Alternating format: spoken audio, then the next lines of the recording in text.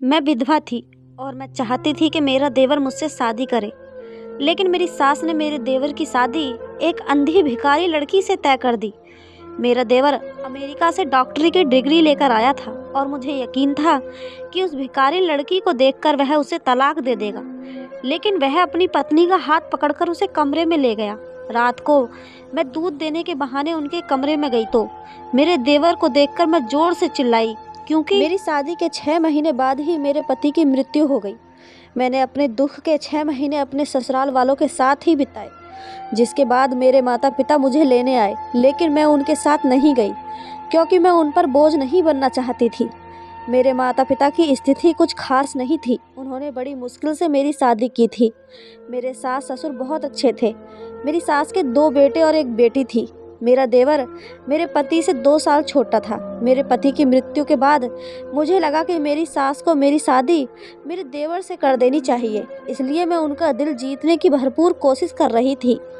मैं घर का काम भी करती थी। रात को सोने से पहले अपनी सास के पैर भी दबाती। मैं उनकी खूब सेवा कर रही थी क्योंकि मैंने सोचा था कि उन्हें एक बार फिर मुझे अपनी बहू बनाकर इसी घर में लाना चाहिए। मेरी शादीशुदा ननद हमारे घर में बहुत कम आती थी। मेरी सास ने भी उनकी शादी बहुत अमीर घर से कराई थी, इसलिए उन्हें हमारे घर आना ज़्यादा पसंद नहीं था। उनके घर में किसी भी चीज़ की कमी नहीं थी और वो बहुत खुश थी। लेकिन जब भी वह हमारे घर आती तो मैं उनका बहुत ही अच्छी तरह से आदर सत्कार करती थी। मैं रोज़ उनके पसंदीदा व्यंजन बनाती थी और उनके बच्चों को भी खूब लाड़ प्यार करती थी। इस वजह से मेरी सास मुझसे हमेशा खुश रहती थी और बदले में मुझे ढेर सारा आशीर्वाद देती। कहती थी कि मैं भगवान से प्रार्थना करती हूँ कि मेरी दूसरी बहू भी तुम्हारे जैसी अच्छी हो, तुम मेरे लिए मेरी बेटी की तरह हो। कोई भी लड़की मेरी इतनी सेवा नहीं करती जितनी तुम करती हो। मुझे अपनी सास का दिल जीतने के लिए ये सब कुछ इसलिए करना पड़ा क्योंकि हमारे घर में सिर्फ सास का राज था। सब कुछ उनकी इच्छा के अनुरूप होता था। अगर उन्हें कोई बात बुरी लगती तो इस घर में कोई उसका जिक्र तक नहीं करता था, क्योंकि मेरी सास बहुत सख्त थी और हमारे घर में एक पक्षी भी अपने मन से नहीं उड़ सकता था। मेरी सास मुझसे इतनी खुश थी कि मुझे विश्वास था कि वह मेरी शादी मेरे देवर से करा देंगी। मेरा देवर अमेरिका में डॉक्टर की पढ़ाई कर रहा था और उसे भारत लौटने में केवल 3 महीने हुए थे, लेकिन मैं मन ही मन बहुत खुश थी। अब एक बार फिर से ये घर मेरा होने वाला था और मैं इस घर की मालकिन बनने वाली थी, क्योंकि मैंने अपना पूरा जीवन गरीबी में बिताया था। अब जब मैं यहाँ आई तो मुझे पता चला कि आराम क्या होता है। अब मैं ये सब खोना नहीं चाहती थी क्योंकि मेरे ससुराल वाले बहुत अमीर थे। मेरा देवर मुझे बहुत अच्छा लगता था, वह बहुत सुंदर भी था और मैं उससे शादी करके अपनी सास की तरह इस घर पर राज करना चाहती थी। ये बात मैं अच्छी तरह से जानती थी कि ऐसा तभी हो सकता है जब मेरा देवर मुझसे शादी करेगा, क्योंकि मेरी सास हमेशा उनकी बात सुनती थी और हर काम में उनकी सलाह लेती थी। मेरे पति सामान्य दिखने वाले थे और ज़्यादा पढ़े लिखे नहीं थे। उनके किसी भी रिश्तेदार ने उन्हें अपनी बेटी नहीं दी, क्योंकि मेरे पति को बचपन से ही एक गंभीर बीमारी थी और ये बात उनके सारे रिश्तेदारों को पता थी। लेकिन मेरी सास ने ये बात मेरे पापा से छुपाई, क्योंकि उन्हें पता था कि अगर उनके बेटे के बारे में घर वालों को उनकी बीमारी के बारे में पता चला तो कभी भी अपनी बेटी का हाथ नहीं देंगे। मेरे पापा को ये बात बिल्कुल भी नहीं पता थी, इसलिए जब उन्होंने मेरी शादी के लिए हाथ मांगा तो मेरे पापा ने तुरंत हाँ कह दिया और मैं शादी करके इस घर में आ गई। लेकिन किस्मत में जो लिखा था उसे कोई टाल नहीं सकता। मेरी शादी के 6 महीने बाद ही मेरे पति की तबीयत अचानक खराब हो गई। मेरी सास ने मेरे पति के इलाज पर बहुत पैसा खर्च किया। मेरी सास उन्हें इलाज के लिए दूसरे देश ले जाने को भी तैयार थी, लेकिन मेरे पति के पास इतना समय नहीं था और कुछ ही दिनों में उनकी मृत्यु हो गई। मेरे पति की मृत्यु के बाद मैंने 1 साल तक अपने ससुराल वालों और अपनी ननद की बहुत सेवा की और इस घर की बहुत अच्छे से देखभाल की। लेकिन उस दिन मुझे बहुत दुख हुआ जब मेरी सास ने कहा कि अपने छोटे बेटे की शादी कर लूँगी। मैं मन ही मन सोच रही थी कि मैं एक नौकरानी की तरह दिन रात उसके आगे पीछे पड़ी रहती थी, लेकिन अब मेरी सारी मेहनत बर्बाद होने वाली थी और मैं ऐसा बिल्कुल भी नहीं होने देने वाली थी। एक बार मैं और मेरी सास मंदिर में दर्शन करने गए तो हमने देखा कि एक जवान लड़की भीख मांग रही है। उसे देखकर मेरी सास बहुत चिंतित हो गई और उसके पास बैठ गई और उससे पूछने लगी कि तुम अंधी कैसे हो गई और यहाँ क्या कर रही हो, अब तुम कहाँ रहती हो। मेरी सास उससे ऐसे बातें कर रही थी जैसे वो उससे पहले से ही जानती है। मैं सोच रही थी कि मेरी सास एक भिखारी के पास कैसे बैठी थी और वे उससे कैसे जानती हैं। वह उससे माफ़ी मांग रही थी और उसे अपने साथ चलने के लिए कह रही थी।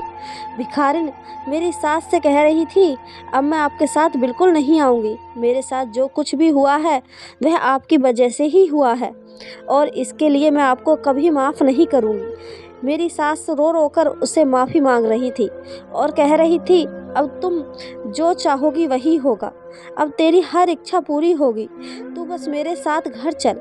और सास उस अंधी भिखारिन को अपने साथ घर ले आई।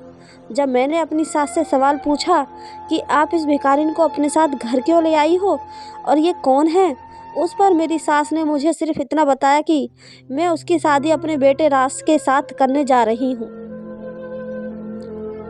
मेरी सास ने ऐसा कहा तो मेरे पैरों तले से ज़मीन खिसक गई, क्योंकि जो मैंने सपना देखा था वह सब बिखरता हुआ नज़र आ रहा था।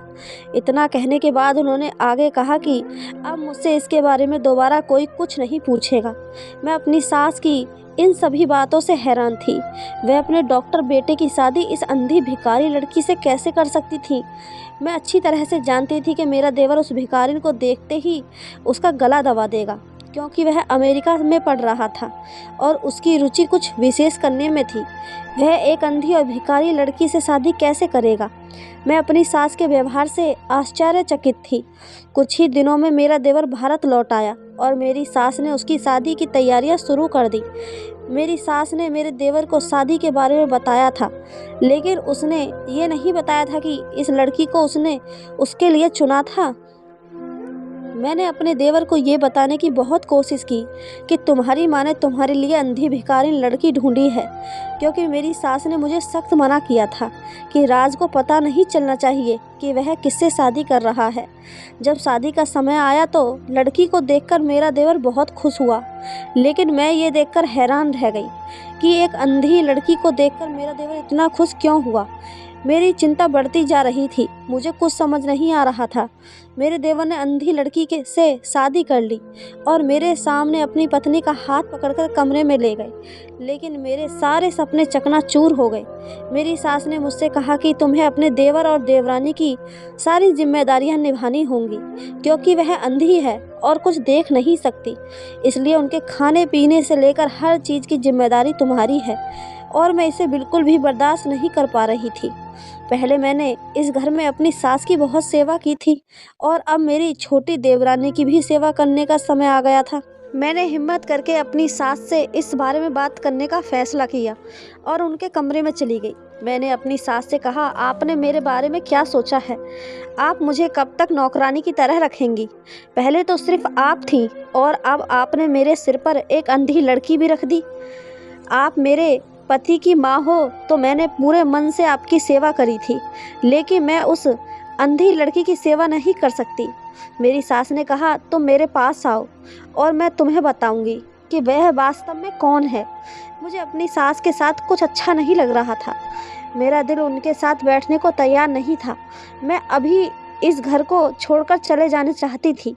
मैं अपनी सभी योजनाओं में विफल हो चुकी थी और मैं उनसे कुछ भी नहीं सुनना चाहती थी, लेकिन मैं ऐसा नहीं कर सकती थी। मुझे अनमने मन से सास के पास बैठना पड़ा। मेरी सास बताने लगी, ये तब की बात है जब राज अमेरिका नहीं गया था। उसने मुझे बताया था कि वह हमारी गली में रहने वाली हेमा से प्यार करता है और वो दोनों एक दूसरे से बहुत प्यार करते थे। राज हमेशा मुझसे यही कहता कि तुम्हें उस लड़की के घर जाकर शादी के लिए उसका हाथ मांगना चाहिए, लेकिन मुझे राज की बात बिल्कुल पसंद नहीं आई, क्योंकि वो लोग बहुत गरीब थे और मैं चाहती थी कि राज की शादी किसी बहुत बड़े अमीर घर में हो। राज ने मुझे समझाया कि पैसों का इंसान की खुशी से कोई लेना देना नहीं है, लेकिन मुझे ये बात समझ नहीं आई। मैं उस लड़की के माता पिता के घर गई और उनसे कहा कि आप अपनी बेटी को समझाइए कि उसको मेरे बेटे से दूर रहना चाहिए। मेरे बेटे से दूर नहीं हुई, ये तो तुम्हारे साथ अच्छा नहीं होगा। मैं आप जैसे लोगों को अच्छी तरह जानती हूँ। आपकी बेटी की नज़र मेरे बेटे के पैसों पर है, इसलिए आपकी बेटी ने मेरे बेटे को प्यार के जाल में फंसाया है। आप जैसा सोचेंगे मैं वैसा बिल्कुल भी नहीं होने दूंगी। उस लड़की की माँ रोते हुए मुझसे कह रही थी कि हमने अपनी बेटी को ऐसा कुछ नहीं बताया है। हम गरीब लोग हैं लेकिन इज्जतदार हैं। अगर आप यहाँ आकर ऐसा बोलेंगी तो समाज में हमारा बहुत नाम खराब होगा। आप यहाँ से चली जाओ। हेमा की माँ ने कहा था कि इसके बाद में हेमा को कभी भी तुम्हारे बेटे से नहीं मिलने दूंगी। जब हम उनके घर पर तमाशा होने के बाद घर लौट रहे थे तो उसके घर के बाहर बहुत से लोग जमा हो गए थे और सभी लोगों को इसके बारे में पता चला था। उसकी माँ की गर्दन शर्म से झुक गई थी, वह खूब रो रही थी। जब मैं घर आई तो मैंने राज से बिल्कुल भी बात नहीं की। मैंने उसे डिनर पर बुलाया तो उसने उसके लिए भी मना कर दिया। वह हेमा का किया अपमान बिल्कुल भी बर्दाश्त नहीं कर पाया, क्योंकि पहले कभी भी ऐसा नहीं हुआ था कि राज ने मुझसे बात तक नहीं की हो। राज एक भी मिनट नहीं लगाता था, वह मेरे बुलाने पर भाग के आता था। और ये सब इसलिए हुआ क्योंकि हेमा ने फ़ोन करके राज को पूरी सच्चाई बता दी थी। अगली सुबह जब राज घर से बाहर जा रहा था तो मैंने उससे पूछा कि कहाँ जा रहे हो, तो उसने कहा कि हेमा से मिलने। मैंने उसे रोकने की कोशिश की और कहा हेमा को सिर्फ तुम्हारे पैसों की परवाह है और मैं तुम दोनों की शादी कभी नहीं करूँगी। राज ने मेरी एक भी बात नहीं सुनी और वह घर से निकल गया। थोड़ी देर बाद जब वह दोबारा घर आया तो बहुत ज़ोर ज़ोर से रो रहा था। उसके कमरे में जाकर देखा तो उसने सारा सामान अस्त व्यस्त कर दिया था। मैंने उसके कमरे का दरवाज़ा कई बार खटखटाया लेकिन उसने मेरे सवाल का कोई जवाब नहीं दिया और खुद को कमरे में बंद हो गया। उसने पूरे दिन खाना भी नहीं खाया और मुझसे राज का ये व्यवहार बिल्कुल भी बर्दाश्त नहीं हुआ, क्योंकि मैं उसकी माँ थी और मैं उसे अपनी जान से भी ज़्यादा प्यार करती थी। मेरा बड़ा बेटा बचपन से ही बीमार था और मैं अब अपने दूसरे बेटे को खोना नहीं चाहती थी। मैं हेमा और उसके परिवार को इस गांव से बाहर निकालने के लिए कुछ भी करना चाहती थी, क्योंकि मैंने सोचा था कि अगर वह यह गांव छोड़ दे तो राज मुझे भूल जाएगा और सब कुछ ठीक हो जाएगा। राज ने उस दिन खुद को अपने कमरे में बंद कर दिया और मैं हेमा के घर वापस चली गई। मैंने हेमा के माता पिता से कहा, आप यह गांव छोड़कर चले जाइए। इसके बदले में आप जितना कहेंगे मैं उतना पैसा देने को तैयार हूँ। बस हेमा से कह दो कि वह मेरे बेटे को छोड़ दे और उसकी ज़िंदगी से निकल जाए। तभी वह कमरे से बाहर आई और बोली, आप चिंता मत करो, मैं तुम्हारे बेटे को दोबारा कभी नहीं मिल पाऊंगी। वह मुझसे मिलने आया था और मैंने उसे फिर वापस भेज दिया। मैंने उससे हमेशा के लिए सारे रिश्ते ख़त्म कर लिए हैं और हमें आपके पैसे नहीं चाहिए। हमने पहले ही ये गांव छोड़ने का फ़ैसला कर लिया है। आप अपने बेटे को समझाइए कि वह हमारा पीछा ना करे। आपका बेटा मेरे पीछे पड़ा है। वह हमेशा मुझसे कहता था कि अगर मैं शादी करूंगा तो तुमसे, लेकिन मैंने उससे कहा कि मैं तुमसे कभी शादी नहीं करूंगी, क्योंकि मैं जानती थी कि आप ऐसा कभी नहीं होने देंगी, क्योंकि आपको अपने बच्चे की खुशी से ज़्यादा अपना पैसा और उससे मिलने वाली आज़ादी प्यारी है। आपको अपने बेटे की खुशी की परवाह नहीं है। और आपका बेटा हमेशा मुझसे कहता था कि अपनी माँ को समझाना मेरी जिम्मेदारी है, तुम उनकी चिंता मत करो, वह मेरी माँ है और वे देखेंगे कि मुझे कहाँ खुशी मिलती है।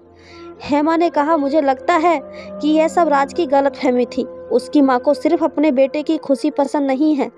उस वक्त मैंने हेमा से कहा कि तुम्हें मुझे समझाने की ज़रूरत नहीं है और जितनी जल्द हो सके शहर छोड़ दो। जब मैं घर आई तो राज की तबीयत खराब थी और वो रो रहा था। मैंने सोचा कि कुछ दिन तक ये सब चलता रहेगा और फिर वह हेमा के बारे में भूल जाएगा, लेकिन ऐसा कुछ नहीं हुआ। उसकी तबीयत दिन पर दिन बिगड़ती जा रही थी। उसने खाना पीना सब कुछ छोड़ दिया था। एक दिन वह बेहोश होकर गिर पड़ा और केवल हेमा का नाम ले रहा था। तब मुझे एहसास हुआ कि अगर मैं हेमा की शादी राज से करा देती तो बेहतर होता। कम से कम मेरे बेटे की ये हालत नहीं होती। उस दिन राज अस्पताल में भर्ती था। जब उसे होश आया तो वह रोते हुए कह रहा था, माँ मैं हेमा के करीब जाना चाहता हूँ, कुछ भी करो लेकिन एक बार उससे मिला दो। वह मुझसे नहीं मिलना चाहती। मैं एक बार उससे मिलने भी गया लेकिन उसने मुझसे सारे रिश्ते तोड़ लिए। वह मुझसे मिलने से इनकार कर रही थी। राज नहीं जानता था कि मैंने उसे इस गांव से बाहर निकाल दिया है। राज उसी दिन कह रहा था जिस दिन वह हेमा से मिलने गया था, और वह उसी रात शहर छोड़कर चली गई थी। मैंने राज को समझाया, पहले तुम ठीक हो जाओ, तुम्हारे ठीक हो जाने के बाद मैं तुरंत ही हेमा के घर जाकर शादी के लिए उसका हाथ मांग लूँगी। मैं तुमसे वादा करती हूँ कि मैं तुम्हारी शादी हेमा से करवा दूँगी। राज मेरी बात सुनकर बहुत खुश हो गया और कुछ ही दिनों में बिल्कुल ठीक हो गया। जब हम दोबारा घर आए तो राज हेमा से मिलने उनके घर गया, लेकिन जब वह घर आया तो वह बहुत परेशान था। राज ने मुझसे कहा, माँ अब आप हेमा के साथ मेरी शादी करने के लिए तैयार हुई तो मुझे नहीं पता कि हेमा और उसका परिवार यह गांव छोड़कर कहाँ चले गए। उनका नंबर भी बंद है। अब मैं उन्हें कहाँ ढूंढूंगा। मैंने उस मोहल्ले के सभी लोगों से पूछा, लेकिन किसी को नहीं पता है कि वो कहाँ गए थे। मुझे नहीं पता था कि वे लोग वास्तव में कहाँ गए थे। उसके बाद लगभग 6 महीने तक राज ने हेमा को ढूंढा, लेकिन वह कहीं नहीं मिली। राज को यकीन हो गया कि वह उससे दोबारा कभी नहीं मिल पाएगा। राज ने फैसला कर लिया था कि वह देश छोड़कर चला जाएगा और कभी वापस नहीं आएगा। राज का फैसला सुनकर मैं बहुत परेशान हो गई और मुझे अपने व्यवहार पर ही पछताना हो रहा था कि मैंने ऐसा क्यों किया। अगर मैंने राज की शादी हेमा से करवा दी होती तो कम से कम मेरा बेटा मेरी आंखों के सामने रहता और वह कभी यह देश छोड़कर नहीं जाता। मैंने राज को समझाने की बहुत कोशिश की, लेकिन वह मेरी बात से सहमत नहीं हुआ। उसने मुझसे कहा कि वह हेमा के बिना बिल्कुल भी यहाँ नहीं रह सकता। यहाँ रहकर मुझे हमेशा हेमा की याद आएगी। मेरे लिए अब जीना बहुत मुश्किल हो गया है। राज बहुत रो रहा था और मुझे अपने व्यवहार का पछतावा हो रहा था। मैंने अपनी जिद के आगे अपने बेटे की ज़िंदगी बर्बाद कर दी थी। अगर राज की शादी मैंने हेमा से करा दी होती तो आज वह कितना खुश होता। अपने बेटे की इस हालत के लिए मैं खुद को ही दोषी मान रही थी। मेरी वजह से ही उसकी आंखों में बहुत आंसू आए। इसके बाद राज अमेरिका चला गया और मैं हेमा को ढूंढने लगी। मैंने हेमा के सभी रिश्तेदारों से कह दिया था कि अगर वह कहीं पर मिले तो मुझे बताना, लेकिन हैरानी की बात यह थी कि उन लोगों को भी नहीं पता था कि हेमा के घर के लोग कहाँ गए हैं। मैं रोज़ मंदिर जाती थी और भगवान से प्रार्थना करती कि हेमा जल्द से जल्द मुझे मिल जाए ताकि मैं अपने बेटे की खुशियां वापस लौटा सकूं। भगवान ने मेरी प्रार्थना सुन ली और हेमा हमें मंदिर के बाहर मिल गई। मैं बहुत खुश हुई और उसे अपने घर ले आई। हेमा ने मुझे बताया कि जिस रात वह गांव छोड़ रहे थे उसी रात उनके साथ एक भयानक दुर्घटना हुई थी, जिसमें उसके माता पिता की मृत्यु हो गई थी और हेमा की आंखें चली गई थी। मैं उसकी ये बात सुनकर बहुत रोई, क्योंकि उसके साथ ये सब मेरी वजह से हुआ था।